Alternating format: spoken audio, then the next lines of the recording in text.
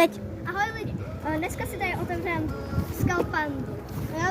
Já jsem otevřela nálepku kvůli tomu, že... Ukaž, co bys chtěla.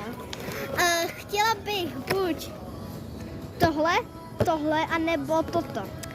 Ale už vím, co mě padlo, protože tady je kartička. A vy se můžete... A neukazuj. Ale nebudu ji vám ukazovat. Já to tady si položím. Jo, kde? Nikdo to neviděl. Tak nikdo neviděl, jako jo. Ukaž, tak nejdřív, abys to neviděla ty, jo? OK, tak háje. No něco tam je. Vidíme nohy. A máme tam tohle. Ona je zelená. What the fuck is that, bro? Kámo, počkej. Počkej. To ne, počkej. What the fuck? To je možná tahle, ne? Ne, to není ona. To je secret. To je secret! Ne! Ty Koukej vole. na tu kartičku. A nebo jestli Ne, ale to by měla korunu. Počkej, ne, to je tohle. To je tohle. Jo, Jo, tak akorát... máme tuhle. No, já jsem myslela, že to je Ale tohle. ukázali nám tuhle kartičku a What the to je fuck? tady. Kámo, to mě nějak nevychází. To už je podruhý.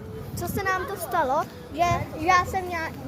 vy jste to neviděli, protože já to natočila, ale padla mi jiná kartička, to byla u Coca-Cola Labubáče.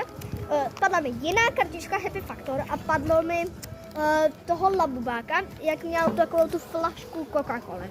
Ahoj. Ahoj.